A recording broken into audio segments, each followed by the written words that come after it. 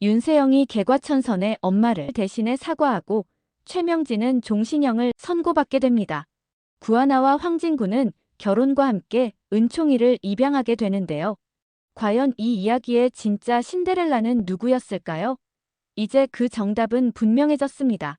모든 진실이 밝혀진 지금 마지막 이야기를 시작합니다. 재밌게 시청해주세요. 콩콩. 해외 도피를 시도하던 최명진은 긴급 체포되었고 윤유진 살인교사와 신여진 살인미수, 공금횡령, 비자금 조성, 사문서 위조 등의 혐의로 결국 무기징역을 선고받았습니다. 한때 혜성그룹의 안방을 쥐고 흔들던 최명지, 그 이름 앞에 붙는 호칭은 더 이상 재벌가 사모님이 아니었습니다. 죄수번호를 달고 감옥문이 철커덩 닫히는 순간 그녀는 더 이상 권력의 주인이 아니었어요. 야, 너 그 여자 맞지? 세상을 떠들썩하게 만든 윤유진 뺑소니 사건 사주한 그년. 처음 마주친 감방 동기가 그렇게 말을 뱉었습니다. 최명진은 무표정한 얼굴로 무시했지만 주변의 시선은 싸늘했죠. 죄명에 따라 신고식이 다르다는 감옥의 법칙에 따라 그날 최명진은 온몸으로 체감하게 되었던 거예요. 살인교사의 공금횡령에 야, 넌 정말 악질 중의 하급이구나. 말이 끝나자마자 주먹이 날아왔고 그녀는 그대로 바닥에 쓰러졌어요. 머리를 감싸쥐며 외쳤죠. 이년들아, 내가 누군지 알아. 감히 날 건드려. 하지만 대꾸는 차가운 발길질이었어요. 야, 여기선 죄명대로 살거든. 넌 이제 죄명지야. 그렇게 시작된 그녀의 감옥 생활. 철창 안에서조차 최명진은 천대받고 조롱받는 이름으로 살아가야 했습니다. 그리고 그녀는 자신이 얼마나 무너졌는지를 처절하게 깨달았어요. 며칠 후 면회 온 변호사 앞에서 최명진은 울부짖으며 소리쳤어요. 변호사님, 날 좀 빼내줘요. 난 여기서 썩을 수 없어요. 하지만 변호사의 눈빛은 싸늘했죠. 최명지 씨, 더는 방법이 없습니다. 가족을 살해하려 한 것도 모자라 그 모든 걸 부정하고 계시잖아요. 판사도 세상도 당신을 외면했습니다. 변호사는 차갑게 말을 남기고 돌아섰고 최명진은 철창 너머에 대고 발악하듯 울부짖었습니다.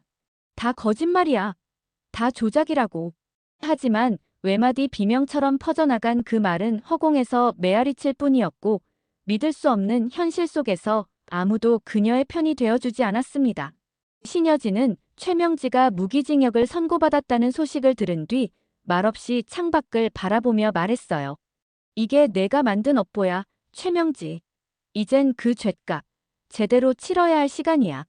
그토록 올라가고 싶었던 자리에서 이제는 바닥 아래로 추락한 자신을 온몸으로 느끼며 최명진은 비참하고 쓸쓸하게 감방 생활을 시작하게 되었어요. 그 시각, 밖에서는 또 다른 화해가 이루어지고 있었습니다. 용기를 내어준 윤세영에게 구하나는 조용히 다가가 그녀의 두 손을 꼭 잡으며 말했어요. 정말 큰 용기 내줘서 고마워, 세영아. 잘한 거야. 정말 잘했어. 윤세영은 눈시울을 붉히며 고개를 떨구더니 조심스레 고백했어요. 구하나 정말 미안해. 그동안 회사에서 또 집에서 널 괴롭히고 못되게 군 거. 정말 후회돼. 넌 참 용기 있고 단단한 뿌리가 있는 사람이야. 내가 너를 질투해서 은총이도 빼앗고 싶었던 것 같아. 구하나는 윤세영의 두 손을 꼭 잡은 채 조용히 웃었습니다. 우리 모두 힘들었잖아. 하지만 지금 내가 용기를 낸 것만으로도 충분해. 이젠 너도 조금은 홀가분해졌을 거라 믿어. 우리 각자의 자리에서 행복해지자. 세영은 미소를 지으며 마지막 인사를 건넸어요. 진구 씨랑 결혼해서 꼭 행복하게 잘 살아. 구하나 너라면 정말 잘 살 수 있을 거야. 따뜻한 봄볕이 창문 너머로 비추고 두 사람은 서로의 손을 꼭 쥔 채 오래도록 묵힌 그간의 감정을 조금씩 씻어내게 되었어요.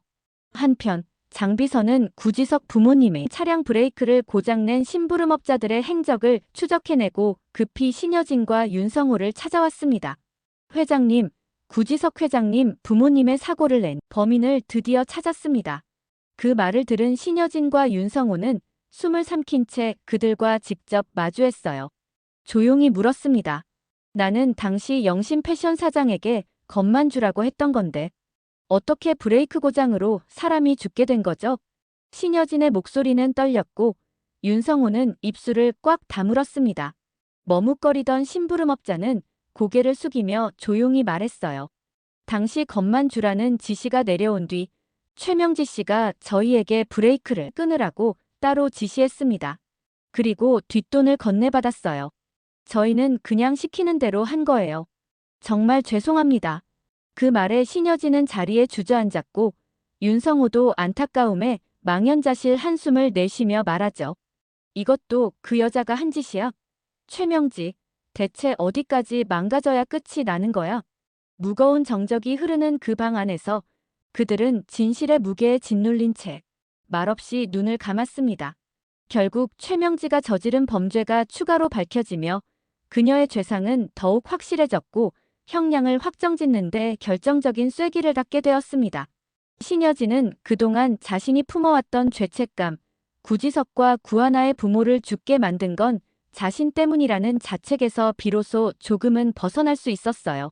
그녀의 눈가에는 오래도록 멈춰있던 눈물이 조용히 흘렀습니다. 이 사실이 알려지자 모두가 경악하게 되었죠. 죄 없는 이들을 죽음으로 몰고 간 계획의 배후에 최명지가 있었다는 사실은 모두의 분노를 일으켰고 그 가운데 윤세영은 누구보다 깊은 죄책감에 눌리게 되었어요. 엄마의 죄가 더 밝혀지면서 살인자의 딸이라는 굴레는 그녀의 마음을 갉아먹었죠.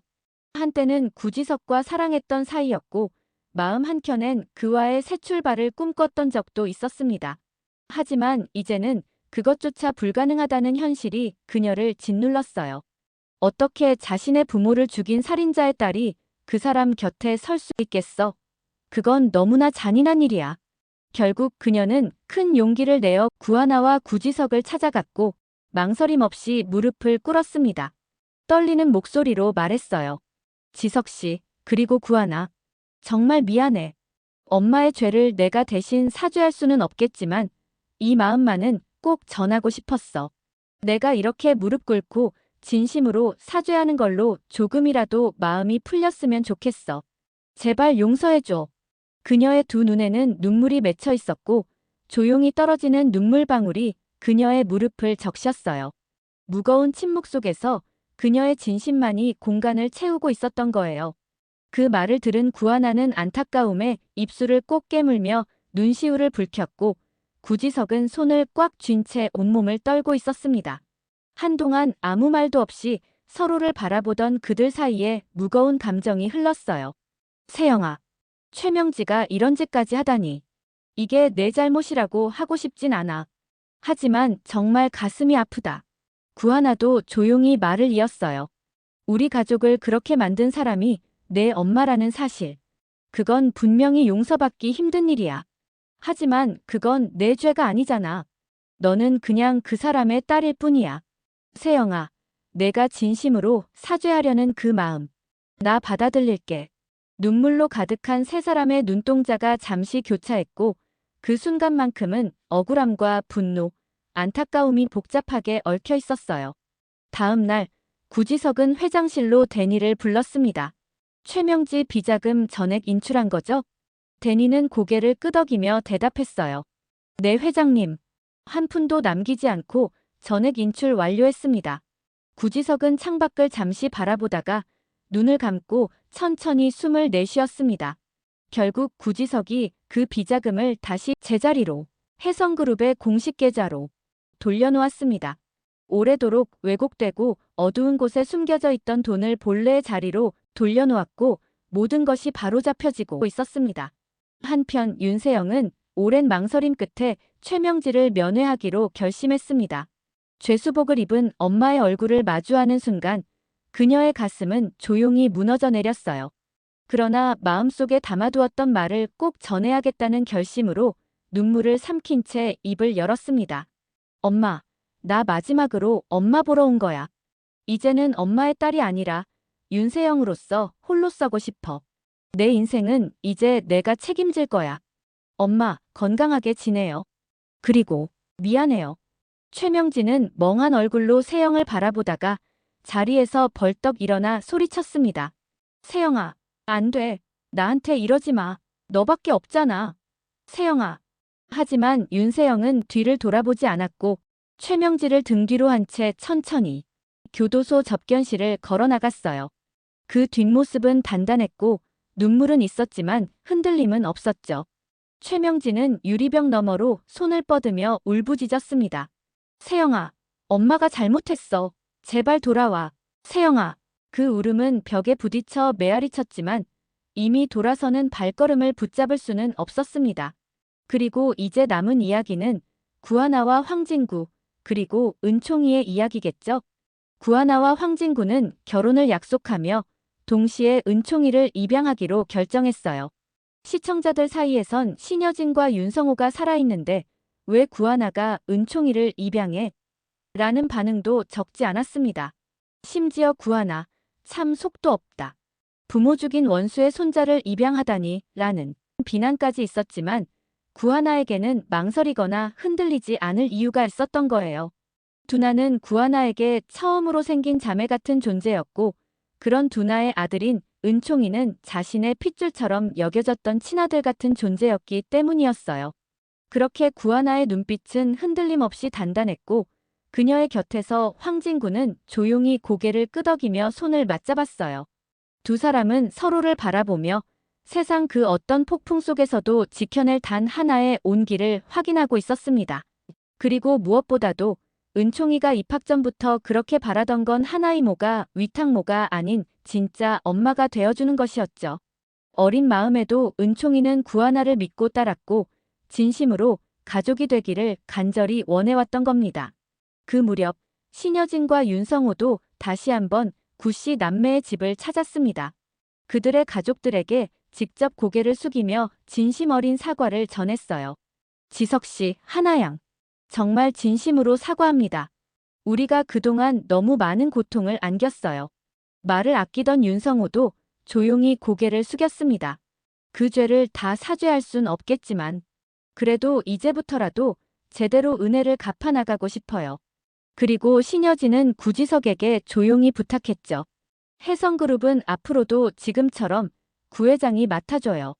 구회장이 있어서 우리 혜성이 지켜졌던 거예요. 그녀는 이어 황진구와 구하나를 바라보며 덧붙였어요. 우린 너희를 믿고 있어. 그래서 은총이도 이제는 구하나의 아들로 살아가야 한다고 생각했어. 은총인 우리에게 유일한 혈육이지만 난 그 아이가 어디에서 가장 따뜻할 수 있을지를 생각하고 결심하게 된 거야. 그 말과 함께 신여진은 그동안 자신이 보유해온 혜성의 지분을 구하나에게 넘기겠다고 전했어요. 사죄와 감사의 의미를 담은 마지막 결단이었습니다. 그리고 진짜 신데렐라는 누구였을까요? 처음엔 악녀였지만 결국엔 잘못을 인정하고 엄마의 죄를 대신해 사과하며 무릎 꿇은 윤세영이야말로 진짜 변화하고 성장한 신데렐라라고 누군가는 말할지도 모르겠어요. 하지만 고통 속에서도 묵묵히 버텨온 구하나가 진짜 신데렐라일 것 같은데요. 사랑도 가족도 이름조차 빼앗겼던 그녀가 결국 모든 것을 되찾고 잃은 이들을 안아주며 용서하고 품은 사람이 되었으니까요. 이 드라마의 신데렐라는 유리구두가 아닌 상처 위에 핀 용기와 책임의 이름이었습니다. 그동안 드라마 리뷰 콩콩과 함께 신데렐라 게임을 지켜봐주신 여러분 정말 감사드립니다. 고구마 100개를 삼킨 듯한 답답한 전개, 도대체 신데렐라는 누구냐라는 혼란, 악인이 주인공처럼 보인다는 분노까지 시청자 여러분의 속을 많이 끓이게 했던 것도 사실이지만 그 모든 순간이 있었기에 마지막 이 장면이 더 깊이 다가오는 것 같아요. 저에게는 이 드라마가 정말 소중했고 함께 해주신 여러분 덕분에 더 값진 시간이었습니다. 배우 한 사람 한 사람에게도 묘한 내적 친밀감이 생겨서 다음 작품에서 만나면 괜히 반가울 것 같은 기분이 드는 거 있죠? 앞으로도 또 다른 드라마 예측으로 인사드리겠습니다. 구독과 좋아요, 그리고 여러분의 응원 댓글은 언제나 큰 힘이 됩니다. 오늘도 끝까지 시청해주셔서 감사합니다. 다음 이야기에서 또 만나요. 콩콩.